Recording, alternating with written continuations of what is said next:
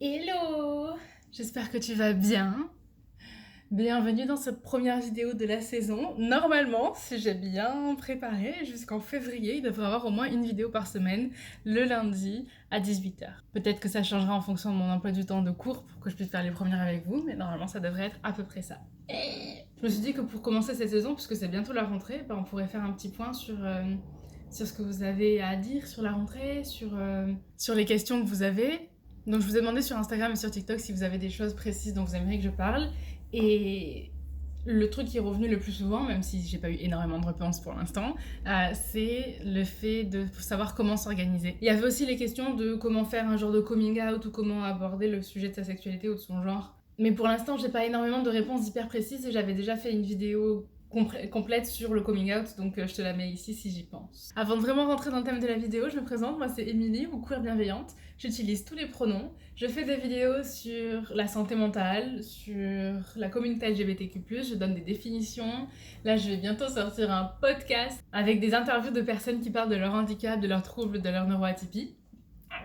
J'ai pour objectif que ça devienne mon métier, même si on y est encore loin, donc hésite pas si tu veux me soutenir à t'abonner, à laisser un commentaire, à liker et tout, parce qu'il paraît que ça peut m'aider. Voilà. Et pour toutes les personnes qui ont oublié de boire ou de manger ou de prendre leurs médicaments aujourd'hui, je vous conseille d'y aller maintenant, au moins vous pouvez le faire pendant que vous regardez la vidéo. Allez, c'est parti. Je me suis fait des petites notes sur qu'est-ce que je vous conseille de faire au niveau de l'organisation. Évidemment, c'est pas un truc, c'est pas exhaustif, ça veut dire que genre, on peut rajouter plein de choses à mes conseils et les conseils que je vais donner s'adaptent pas à tout le monde, mais c'est des trucs que j'utilise moi ou que j'ai vu que d'autres utilisaient et que je trouve pépites, ok? Ok. Déjà, on va commencer par les bases. Ta valeur ne dépend pas de ton niveau scolaire, ta valeur ne dépend pas de ta réussite, ta valeur ne dépend pas de tes notes, ta valeur ne dépend pas du temps que tu arrives à travailler. Rien du tout. Rien de tout ça. On est bon? Ok. La première chose que moi j'aime bien faire, c'est de me rappeler pourquoi je fais les études que je fais, pourquoi je suis là. Que la raison ce soit parce que j'ai envie d'être fière de moi-même, que la raison ce soit parce que j'ai envie d'avoir un métier précis après, ou que la raison ce soit j'ai pas envie de me faire engueuler par mes parents, c'est une vraie raison et c'est légitime et ça peut t'aider. Quand tu arrives plus, ça peut t'aider à te rappeler pourquoi tu fais ça de base. Ensuite, dans les conseils génériques comme ça, encore une fois, je le dis à chaque fois, mais tu as le droit de demander de l'aide. Tu as le droit de demander de l'aide. Donc dans cette partie-là, demander de l'aide, il y en a plusieurs différents points. Déjà, tu as le droit de demander de l'aide à tes parents, même si on ne vit pas tous dans les mêmes familles et que du coup, il y a certains parents qui vont juste t'envoyer bouler. Mais si tu sens que tes parents sont open, tu as le droit de demander de l'aide, c'est pas être faible de demander de l'aide. Tu as aussi le droit de demander de l'aide à tes potes. Enfin, demander de l'aide, ça peut les aider aussi. Moi, je sais que quand je travaille avec des gens, ça me motive, mais 15 000 fois plus. Faut pas que je travaille avec des potes que je connais bien, sinon je fais que parler. Faut que je travaille avec des gens qui, eux aussi, ont besoin de travailler et qu'on se connaît bien, mais pas énormément. Ou alors qu'on a un temps après pour pouvoir parler aussi. Mais je sais que... Alors, c'est un body doubling. Je l'ai vu sur TikTok par rapport au TDAH, qu'il y a pas mal de personnes qui arrivent plus à travailler quand ils sont à deux. Et même si la personne à côté de toi ne fait pas la même chose que toi, juste si la personne à côté de toi fait le ménage, ou si la personne à côté de toi travaille sur ses propres matières, enfin moi je sais que ça m'aide énormément. Et tu as aussi le droit de demander de l'aide à tes profs. Normalement, évidemment, tous les profs ne sont pas safe, mais normalement les profs sont là pour que tu comprennes et que tu apprennes. Donc je me dis que si tu arrives à la rentrée en disant déjà dès le début, excusez-moi, j'ai ces problèmes-là, donc que ce soit un truc qui soit diagnostiqué ou pas, j'ai ces problèmes-là, je risque d'avoir du mal là-dessus, j'aimerais que vous m'aidiez comme ça. Après, tu vois comment les personnes répondent, hein, évidemment. Mais déjà, c'est mieux de le faire maintenant que de le faire une fois que tu seras déjà à bout et que la fin du trimestre arrivera, qu'il y a ton conseil de classe et que tu dises oui, mais que tu n'oses même pas dire que tu as des problèmes en fait. Oui, parce que tes problèmes sont légitimes aussi. Hein. Bon, ça c'est une autre question parce que c'est un travail sur soi, hein.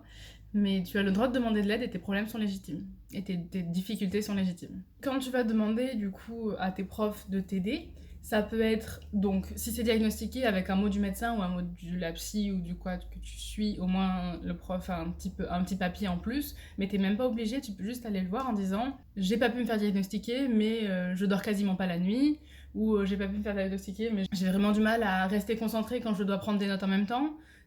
Tu vas donner ton problème Et tu viens avec des solutions qui pourraient fonctionner. Par exemple, tu pourrais dire, est-ce que j'ai le droit de ne pas prendre de notes pendant le cours et de réutiliser les notes de mon pote, qui est d'accord évidemment, ou de récupérer vos cours PowerPoint.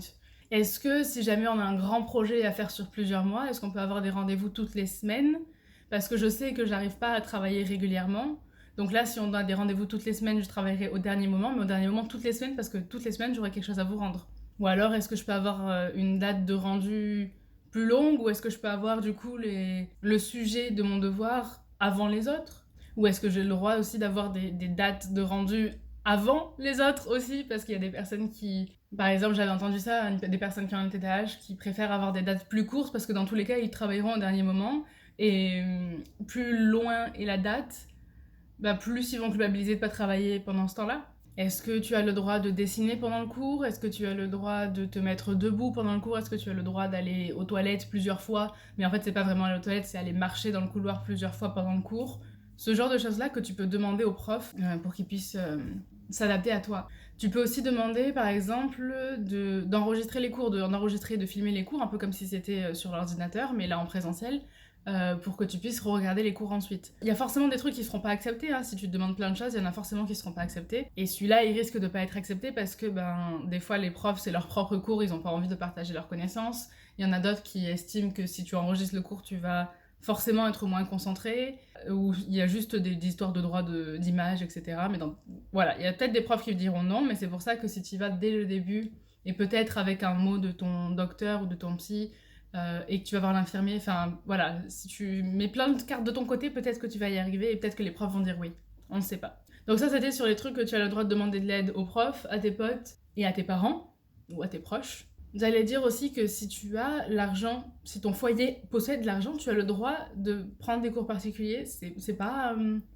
Oui, c'est un privilège d'avoir la possibilité de prendre des cours particuliers, mais ça fait pas de toi une personne mauvaise. Enfin, je sais pas, moi, on m'avait mis dans la tête quand j'étais au lycée que je méritais pas les notes que j'avais parce que j'avais un prof. Alors que c'est pas le cas. J'utilise les chances que j'ai, les privilèges que j'ai. Oui, c'est un privilège. Et je l'utilise parce que je galère sinon. Au même titre que les autres galèrent, c'est ce que moi je peux me faire aider. C'est pas ma faute que j'ai le droit de me faire aider. Et je prends pas la place de quelqu'un d'autre. Juste, je me fais aider. Et pour ce qui est de travailler avec des gens, je me suis rendu compte que moi ça m'a aidé énormément. Et du coup, j'ai créé un Discord que je vous mettrai quelque part, qui a pour objectif qu'on bosse ensemble si on en a besoin. Donc il y a des salons de travail, des salons de juste discussion. Mais c'est un endroit safe où on n'accepte pas le mégenrage, on n'accepte pas les shamings de quoi que ce soit. C'est moi qui vérifie tout et vous virez direct s'il y a un truc qui va pas.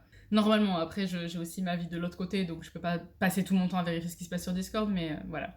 Donc sur ce Discord-là, il y a un peu des gens de tout âge. Il y a des personnes qui sont en 5e, comme il y en a moi qui sont en bac plus 4 ou bac plus 5 même. Et donc du coup, on peut s'entraider. Par exemple, moi je peux donner un cours de maths à quelqu'un qui est en 5e, par exemple. Au niveau du travail de groupe, il y a aussi des gens qui apprennent énormément en expliquant aux autres. Donc si t'as des potes qui aiment bien se faire expliquer les choses et que toi tu aimes bien expliquer, et ben tu peux être la personne qui explique et ça te permet de réviser d'une autre façon. Donc ça c'était sur la partie on demande de l'aide, on s'entraide, etc.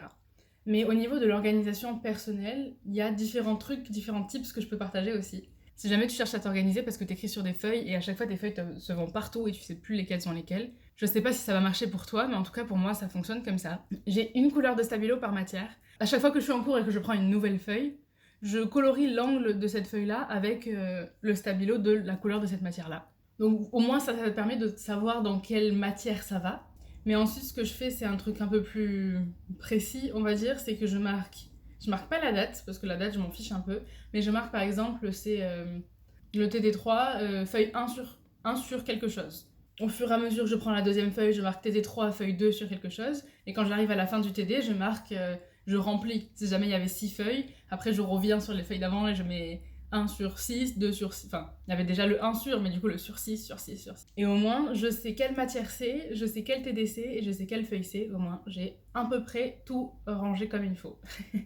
Et en général, cette couleur-là de stabilo, c'est à peu près la même couleur qu'il y a sur mon emploi du temps, et c'est la même couleur qu'il y a sur la pochette ou le classeur dans lequel je range ces feuilles-là après. En général, je me trimballe pas avec toutes les feuilles, je prends que les feuilles du cours ou du TD en cours. Et celles du chapitre d'avant, je les laisse à la maison dans un classeur exprès. Et là, je me trimballe en général avec des pochettes cartonnées Et c'est rangé dans des pochettes plastiques à l'intérieur de pochettes cartonnées, en général. Sinon, des petits classeurs, ça marche bien aussi. Des petits classeurs pour aller en cours et des gros classeurs à la maison pour stocker. Si tu prends des notes sur ordinateur, déjà ce que je commence par faire, c'est que je crée un dossier par matière.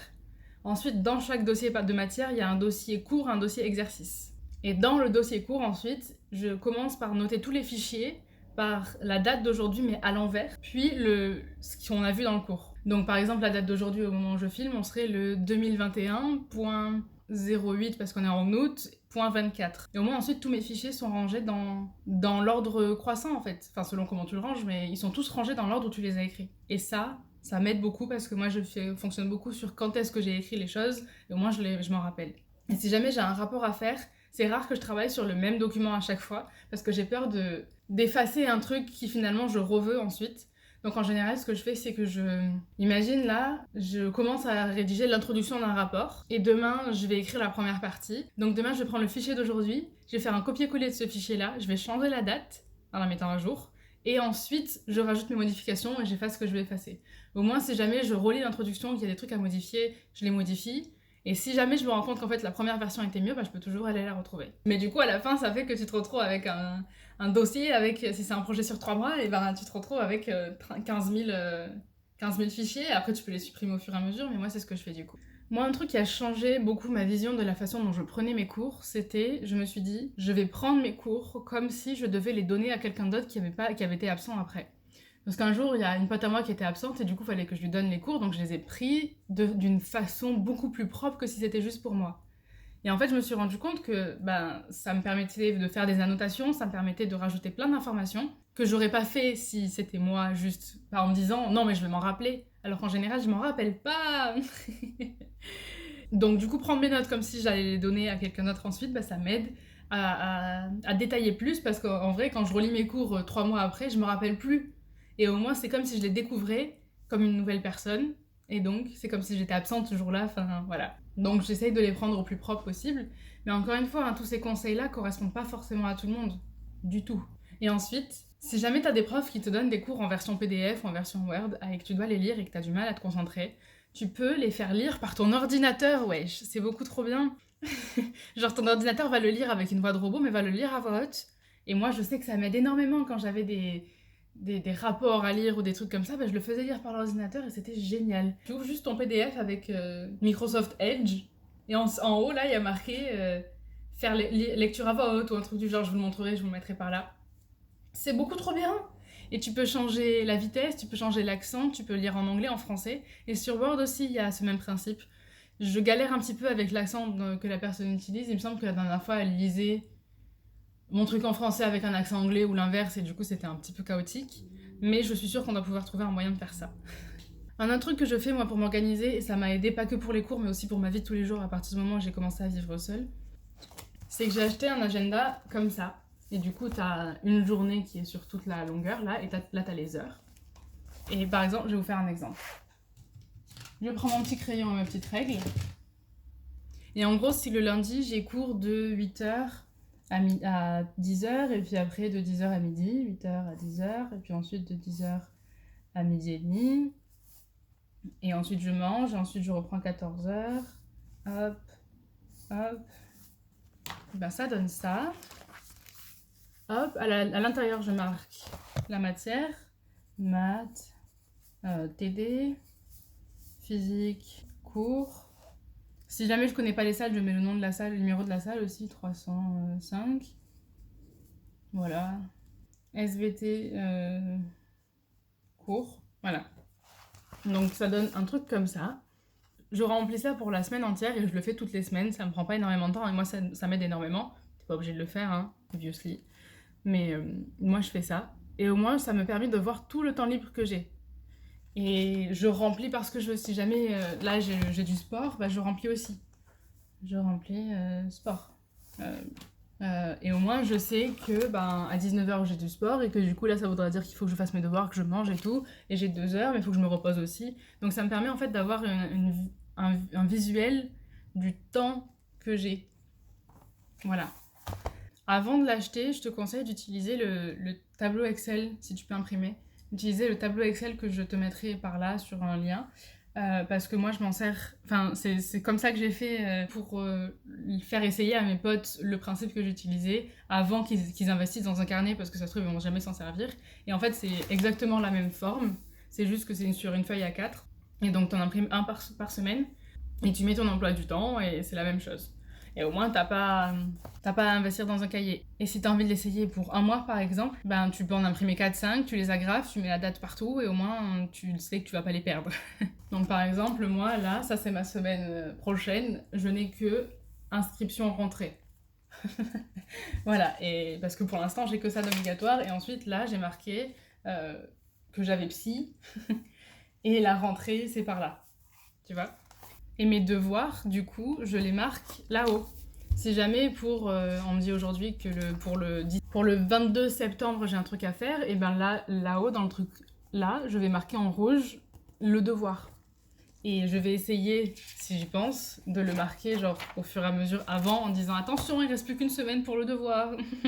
Et de le voir assez régulièrement. Et si jamais t'as pas envie de faire ton emploi du temps toutes les semaines, ce que je comprends totalement, et moi je fais les deux, je me fais l'emploi du temps au début de l'année une fois que j'imprime et que je me vois tout le temps sur le tableau Excel que je vous mettrai quelque part. Et j'ai mon emploi du temps qui est fait là-bas.